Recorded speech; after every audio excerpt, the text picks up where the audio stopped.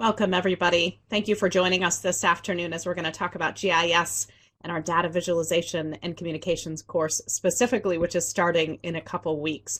We're so happy to have you here. We're going to go through a few housekeeping notes. I put a quick note in our chat box. That's where you want to ask any questions throughout the presentation. I'll do my best to keep an eye on those questions and ask our presenters throughout the presentation. And of course, we'll have time at the end to wrap up any questions that haven't been answered.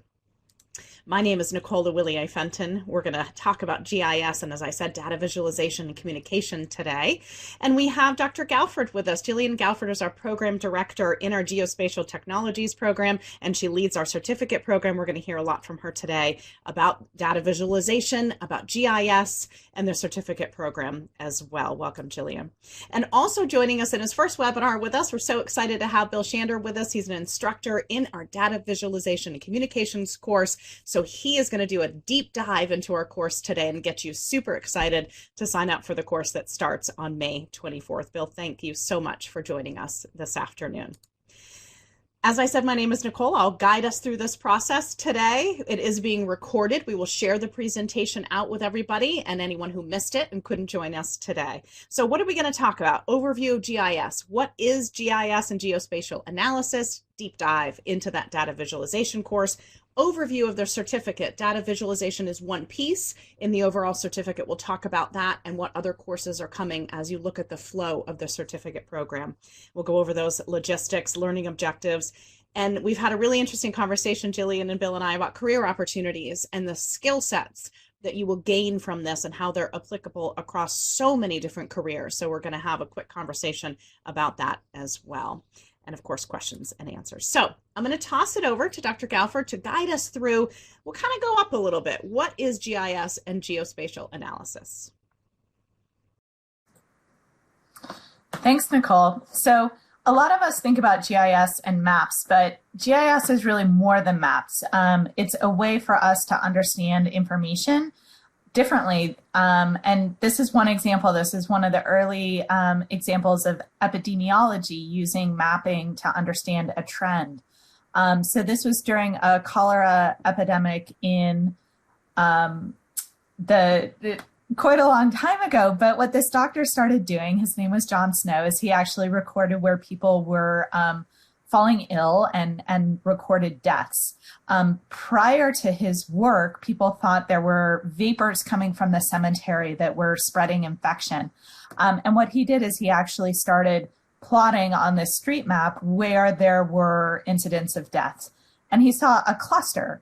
So this is a type of geospatial analysis we do all the time. We look for hotspots or clusters, and he realized that they seem to be correlated to the pump. And that was how they actually determined that cholera was being spread by contaminated well water. And you'll see sort of the picture here depicts a cartoon version of that. But it gives us a different way to analyze data, a different way to visualize data, and answer questions in new, revealing ways. So we interact with maps and do sort of amateur GIS all the time. Maybe you track your pizza when it's being delivered to your house. Most of us have used some sort of driving app to get directions. And often what we see on the screen is something like a satellite image that shows us where roads or particular locations are, like the post office. But really what's happening in these applications is that there's a whole bunch of different types of data being displayed, and they're really different data sets, but we're able to overlay them and understand how they may interact. So we might have information on dirt roads versus paved roads, and that might influence the estimated driving time, say if you're driving around rural Vermont, as I often am. And the other thing that I think is really important is thinking about how we as humans interpret data. So we can look at things like in the background here is a graph. It shows some COVID numbers. Sometimes we get data given to us in a table, but that can be really hard to interpret. The human brain is incredibly good at interpreting patterns like the one shown in the map. So we have this figure here that is the same data shown in the map format, but automatically your brain starts seeing, oh gosh, there's a lot of red in, Michigan, or there's a lot of red in Florida. You start noticing the spatial patterns without even realizing that you are kind of doing that analysis. So oftentimes our communication is enhanced by taking these really big, complex data sets and just looking at them spatially.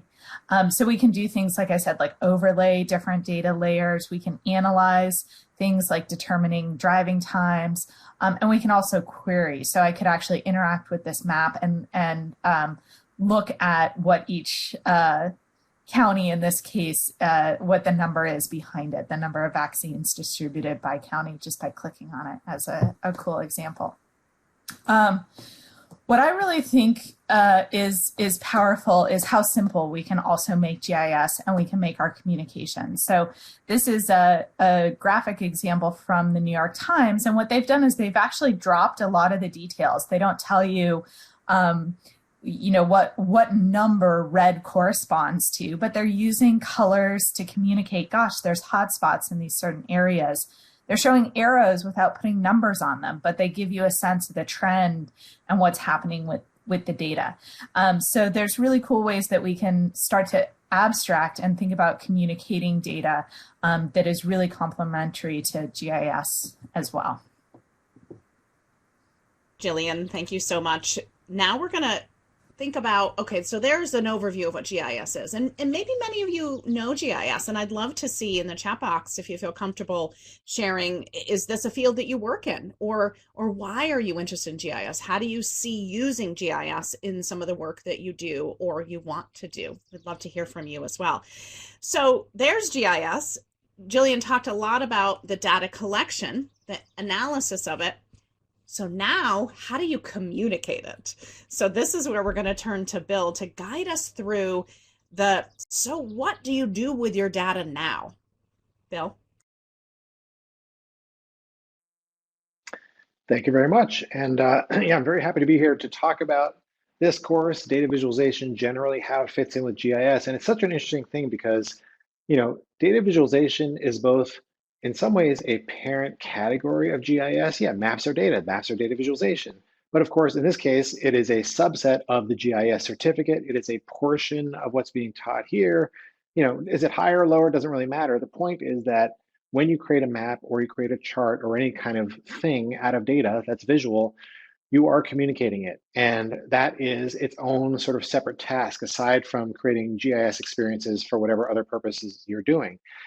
When you are communicating, nothing is more important than figuring out, so what, right? Like, what is this for? And so Jillian made the point before, right? So a map, the purpose of it might be for you to navigate. And if it's really important to understand how long it's going to take you to get there, that's one task compared to, is it going to be a bumpy ride, compared to, do I need extra gas, less gas, et cetera, et cetera. And so figuring out the so what is critical. And I love sharing this example. This is one of the students from this class from the last time we taught it, who had really honed in on the so what. She was doing a study of trends in popular music, and that's what those little lines are. And actually, these are similar to the lines that Jillian just showed from, Dr. Galford showed from the New York Times earlier, which don't have numbers. We don't care about the numbers. We just care about the trend. Is it going up or down? We don't, the actual values don't really matter. In this case, looking at particular characteristics of music, and then specifically the so what of this particular research was trying to figure out, why are Daft Punk and Kanye popular? And it partly is because they rode the trends of the time. Essentially, we're a little bit above or below, in some cases, the particular features of music that were popular during the period that they were, or still are, big. Data visualization also changes the story here. Essentially, the idea is that you have a bunch of data, you can just throw it all out there, and that's data. And maybe you've heard the aphorism. I don't know if it's really exactly an aphorism, but the idea that there's data, there's information, there's knowledge, and then there's wisdom. And the basic idea is that data is just numbers, it's just facts, it just is. But when you visualize it and you do certain things with your visualization, you actually can make it come to life and really tell a story. What focused, of course, on that so what. So this is another student example where she took a bunch of data studying essentially cyanobacteria in Lake Champlain, as you can see. And the data on the left is already kind of interesting on its own. You can see the correlation between these two variables being measured. But then she added color to bring the seasonality to the forefront. Now you can see that it's very different in October, the concentration of cyanobacteria, compared to, say, May or June. And you can do this in different ways. You can do it with color. You can do it by separating things out into different charts. There's all kinds of acceptable methods, but you know the so what, you know the story you're trying to tell, visualization can, of course, help you really do that. It's also worth pointing out, data visualization is not just charts and graphs. It can be conceptual. It can be made up of other things like photography. In this example from Reuters, looking at how much microplastics you eat, in this case, every year, kind of a shocking amount, and it's communicated very effectively visually. It's a data visualization, but it's photography, right? It's not charts and graphs, it's not maps, it's not what we traditionally think of in that context. Additionally, yeah, of course, data viz is charts and graphs, okay? So we're gonna talk a lot about charts and graphs in the class as well, it's worth saying. Going to talk about how to pick charts and graphs. We're going to talk about how to design charts and graphs well. When should you use the same chart over and over? When should you maybe mix it up and keep things fresh? You know, we'll talk about all this stuff. And this example, by the way, what's really warming the world from Bloomberg, is a really interesting example of a data story, progresses nicely through a fairly short story with line graph, line graph, line graph, line graph, line graph, repetitive, consistent. And it's a very effective tool to tell the story that they're trying to tell, very narrowly focused on the so what, this one being essentially, could it be these other factors that are causing global warming? Is it maybe not about humans? Maybe it's volcanoes, maybe it's solar flares, et cetera. And of course, you can guess what the actual conclusion is at the end. One of the most important things I like to say is that data visualization can be very, very simple. Yes, we can make incredibly complex, highly nuanced charts and graphs, you know, crazy expressions of data that if you really study them, you can gain a lot from. You can also do data visualization that is incredibly, I don't want to say simplistic because that's sort of a negative term, but I'm going to say simplistic, but more with a positive spin on it. The idea that it can be like this. This is a visualization, one of my favorite visualizations of all time, actually. This is a magazine page from The Economist, and it's looking at the murder rate in Honduras. And what is the visualization made of? A few rectangles, okay? But it is extremely effective. You're supposed to essentially take the magazine out, throw a dart at it, and your odds of being murdered if you're a man in Honduras in 2012, I think it was, are the same as hitting the biggest rectangle square there compared to the United States, compared to Singapore. Short story, so what? You will never be murdered if you're in Singapore. Your odds of being murdered if you're in Honduras are really shockingly high. So very effective data storytelling, very effective visualization, as simple as it could possibly be. So we're going to talk about all this stuff in the class, you know, essentially how to visualize, how to think about visualizing, and a lot of best practices to go with all of it. Bill and Dr. Galford as well. Bill, I want to just follow up with a quick question. And please, if you have questions specifically for Bill or Dr. Galford, please do ask them in the chat box. But I want to, you talked a lot about concepts and conceptual ways to communicate data. In the course, what's the mix? Is it a mix of tactical, hard skills, or conceptual skills as well? What's the mix for students in this course? Yeah, so the course is definitely heavily leans on more of the conceptual. This is all about how should we be thinking about data and communications. This could easily fit in a communications curriculum as much as it is in like a GIS data curriculum. So it's about concept development, it's about communications, and it is about design and visualization best practices.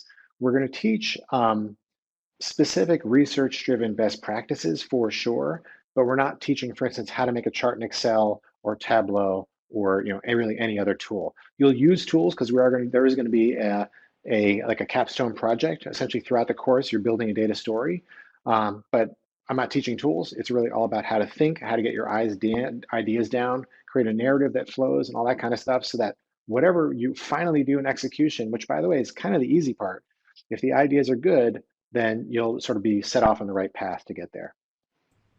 Great. Thank you for clarifying that. Hopefully that's helpful. I see a few participants typing in some questions, so we'll keep an eye on those. Is there anything else here that you wanted to talk about? I saw that we have this cool slide showing the roller coaster, and it looks like a basketball game and a subway. Yeah. This came out just a couple weeks ago after the census, initial results came out, and we got the initial view of how many congressional seats are being won or lost in different states.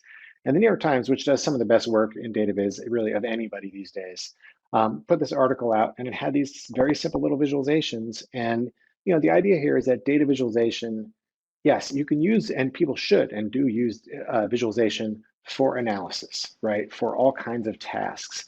But in the end, it's also always about communication. You're going to understand your data better because you visualize it, and you're probably going to share those results using maybe that same visualization to an audience. And so if you look at these, Minnesota would have lost a seat this year if not for 26 people about the capacity of a roller coaster.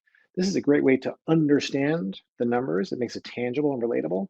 And it's a great way to communicate it to an audience. So if you always sort of think about it with both sides of your brain, understand, communicate, then generally everything you do in database will be better. Good point too, thinking about the different audiences.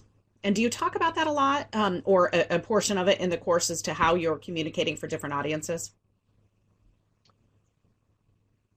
No question. Yeah. So, one of the first things we talk about, I think it might be in the first module, I had these 3 ridiculously terrible acronyms that I came up with. And essentially, it's the 3 legs of the stool that you have to understand in order to communicate anything to anybody, particularly data communications. And one of them is all about audience. If you don't understand your audience, you're going to fail at communications really, all the time. I mean, essentially, communications is an act of empathy. You must have empathy and understanding of your audience. Otherwise, you can't succeed. Duly noted. Bill, I wanted to just ask, we've got 2 questions coming in, and Jillian, I want you to take a look at those too, because there's a few questions about some of the tools, and we're going to go over some of the tools available in the overall certificate program in just a minute. But there's a question from Kristen, Bill, about her design skills, or maybe concern that she has that that's not something that she feels well versed in. So she says, will there be any elements of the certificate program to help with design? Yeah, so in this class, we will talk a fair amount about design. We have one module, maybe it's 2 modules even, that are all about design and visualization best practices. And so the things that we're going to cover include things like human visual perception. How do human beings see stuff and process that stuff? Meaning, once that hits our brain, how do we make judgments about it? The reason that is relevant here when thinking about design is that if you understand how your audience will react to visual experiences, then you can very quickly learn a few simple techniques to make your designs better for those visual experiences. So we will definitely cover that topic in this class. Great, thank you, and thank you for that question. Liam, we're gonna, I think, get to a little bit more of the tools here in just a couple slides, so hang on, we'll get to that in just a minute. So Jillian, I want to come back to you. So data visualization is one piece in the overall certificate program. So the next couple of slides, will you just walk us through a little bit more about the certificate program as a whole? Sure. So the full certificate is 4 courses. We offer more than 4 courses, but you can sort of choose your own adventure or your own pathway to tailor your experience in the certificate. So you would get the full certificate by completing any of the 4 courses. And our schedule is designed so that you can do that fairly easily within a year, within a 12-month period. We have had students finish, I think, in 4 months was the fastest that I've seen. So it depends what kind of track you are on. So the program is really meant to help you understand some of the concepts and theory in GIS and how to apply them. We do have a remote sensing class, and I want to note that we are using ArcGIS Pro. There's been sort of a slow and steady transition from ArcMap, which many of us learned on, to the new software, which is called ArcGIS Pro. So some people are starting with introduction to GIS, maybe because they've had some GIS experience, but not yet experienced the new platform, which is really pretty different than the older versions of Arc. And some people are already familiar with it and have some experience and want to jump right into advanced GIS, and that's fine. I think the question, maybe not explicitly stated, but you can choose to take any of these courses, what I would say a la carte. So you don't have to take the full certificate. You can take 1 or 2, and if you want to get the full certificate, you would pursue 4. Great. And we'll look at another slide in just a minute as to the timing of some of the courses that are coming up. And as I mentioned a little bit earlier, data visualization starts on May 24th. So that is right around the corner. Bill, I want to just come back to you for a moment here. Let's just talk about, okay, the concepts. We've talked about the tools. We've talked about some of the modules. Let's just share with our participants, what does the structure look like? Are there any live sessions? What kind of materials are in there? Walk students through how it feels to be in this course. Yeah, sure. So, it is an online class. So it is, 8 modules of mostly online lessons. Each week we have assignments, which you do on your own. You upload, post to Blackboard. There also is a discussion board. So there's a lot of interaction with other students and myself via a discussion board each week. It's actually part of the assignment. And then we also will have 2 live sessions, sort of right around halfway through the course. So a couple of Wednesday night, like 7 p.m., hour-long Q&A type sessions. And, officially, last time we taught this, there was only 1 live session on the schedule, and I felt sort of appropriate to add another one. We maybe will even end up doing 3. For me, I would rather provide more guidance and help for you all if you need it. So, there is live interaction plus the online learning. As far as the materials, there is, these video lectures that I've created, and there are also some reading materials. And there's also, like I said, a capstone project. So at the very beginning of the session, you're going to pick a data set that you want to work with and decide that that's going to be something you could build a story on throughout the entire session. And then you'll sort of be building on it incrementally until the very end. You'll have a completed data story with visualizations and all the rest of it. Some of those examples I mentioned that I showed in my slides earlier are examples of those outputs from actual students.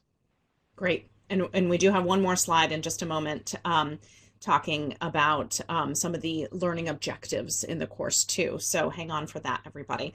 So here's some dates. I can imagine the summer schedules are starting to fill up. So wanted to make sure that everybody is aware of what's coming in the certificate program and when you could plan on the different course offerings. So you're seeing data visualization communication starting in May 24th. There is another fall offering. So if you need to plan for that, advanced GIS August 18th, intro October 20th. And we'll talk in just a minute with Dr. Galford about, because we often get the question, intro or advanced, which one should I be taking? So we'll dive into that in a second. So Bill, back to you here. No intention on trying to read all of this, and we will share the slide deck and the recording out to everybody. But what are some of the key things that you want people to take out of this course? Essentially you're asking me for the so what, right? That's like one of the most important things to communicate always, and I'm going to do it now. And by the way, it is the answer also. So that's very circular, weird logic, but that's it. If you walk away from this course with only a few things, it is, if you know what is the actual true so what of your data set, you'll be able to effectively communicate it. So we're going to talk about strategies to get to so what, and then of course what you do with the so what once you get there. As it mentions here, and I already talked about this one, we talk about human visual perception, this idea of how your brain processes visual information, because all humans do it the same way, and it's deeply embedded in our wiring. It's not just how we learn to process visuals. If you understand that, you can do a better job designing for audiences. And really, we're going to learn some specific tactical things as well. Like I'm going to teach you how to pick the right chart for the visual, how to apply some very specific design techniques to make those charts more effective based on our understanding of human visual processing, et cetera. And so, you'll walk away from this class with 4 or 5 things at a minimum. They're going to be deeply embedded in your skull that I hope you will break out every time you need to communicate with data, really for the rest of your lives and careers, and also some very specific tactical skills as well to help you do a better job of it. Sounds great. And we will touch on in just a few minutes the fact that there's no right career, right job for this type of course. It really could apply to any position. And so just thinking about it's the communication, the visual communication, and think about, for our participants, think about how many times you create a PowerPoint slide deck or something that you're trying to communicate, a tool that you're using, And so this course will help you to do that more effectively. So again, I've mentioned those dates. Here's the course tuition. And as Bill had mentioned, runs Wednesday. The modules open up on Wednesday and then kind of close on Tuesday evening. So back to Dr. Galford here. Okay, so we often get this question, advanced GIS, intro GIS, which one is right for me? And so we have a quick slide here, and advanced starts August 18th. We have a quick slide about some of the outcome of advanced, and we'll do the same thing for intro. Great, and I just, I saw a question coming in the chat too that I was also on my brain to point out. The data visualization course that Bill's teaching starting 24th does not require you to have completed intro or advanced GIS. There are opportunities to do some map assignments, but you don't have to have that. So we've had several students come in and take it who work in the business world, work in marketing, folks who are not working in GIS at all. So it's a great one to take a la carte and maybe complement your other skill sets, because it sounds like we have a few people here today who have some GIS background but maybe want to work on communications or design. The advanced GIS course, you can see the learning objectives here. So if these are things that seem new to you, this might be a good course to take if you already have some GIS background. If you're someone who maybe has only worked a tiny bit in GIS or hasn't seen ArcPro at all, you might want to consider taking Introduction to GIS. And I am often sort of doing academic counseling with people who are trying to make that decision. Where do I really fit? So Introduction to GIS is also coming up in October. I see you just put that up on the screen. This is an example from one of the activities that that course does. But really, this is laying the foundation, getting a lot of theory and concepts in, and really getting to know the tools and how to carry out really common GIS tasks. Great, thank you for clarifying both of those. And again, those dates that we've put up, I know we've kind of flown through those dates today, and everything's on our website as well. I want to just ask Kelly on our team to put up a link to the GIS programs on our website. And Kelly, I'll also ask you, in our blog, our outreach blog, there is an article that published today featuring Bill and the data visualization communications course. So a little bit more of a deep dive into Bill's experience and how he approaches this course and the use of data visualization and communication. So that's a new blog that just got posted today. So check that out, everybody, as well. So last couple minutes here, and I'm seeing a few questions come in, so we'll keep an eye on those. So we've talked a lot about relevant skills. And I think that you can see here what really Jillian and Bill have been talking about. But one of the things that I wanted to just flip over to quickly in our last couple of minutes is the fact that data visualization and communication almost could apply to any role, any career, any job opportunity. So maybe I'd love to hear from both of you. Maybe Jillian, let's start with you, because you guide this entire certificate program. What have you seen students either coming into the program, the kinds of roles that they're in, or maybe where they go after they complete something like this program? Yeah, so a lot of people are looking for additional experience. Maybe they studied a field where GIS and data communication is really important, but maybe had never done GIS before, or people who've learned maybe on the job to do a little bit of GIS, but really want to expand that skill set. Those are the types of people we're seeing in this program. So some people looking to enhance their career, maybe make an advancement or even make a shift. But I encourage students all the time. I love the website glassdoor.com. You can search for anywhere in the country for job postings. So you could select Charlotte, North Carolina, and just search for the mentioned GIS, and you'll see all sorts of different job opportunities pop up. So depending on your interests, I think you can almost always find something that this certificate relates to. And it's really a growing and emerging field. And Bill, I'm going to toss this over to you as well. You were the one that wanted me to add in just about any career, and your background's in English and journalism. So I feel a kindred spirit with you as well, as my background's journalism. But how did you get to GIS and data communication and visualization from journalism? And where do you see the opportunity for these skill sets in other careers? Yeah, so the phrase I like to use is my career happened to me. I just fell into it from, I was a journalist and then I had a video production company and then I was doing web design and development because that, video was sort of falling away. And then all of a sudden I was doing data visualization because I had clients that needed it. And I don't know how I got here, but that was just this weird, interesting path. But my journalism is useful every single day of the week because I have to think about story and think about writing and think about communications in addition to thinking about the data. But yeah, I mean, I did want to add every career because listen, you said it earlier. How many times have you folks who are watching this created a PowerPoint where you had to throw up some survey data or, look at the data, the performance of some machine in a factory times a million, right? Everybody, just about every role in every organization has data that they need to share with others in PowerPoint or whatever other form. So everybody needs this skill. And I honestly think that this will become more and more and more in demand as more people realize that they need it. So yeah, it's for everybody. I mean, it truly is.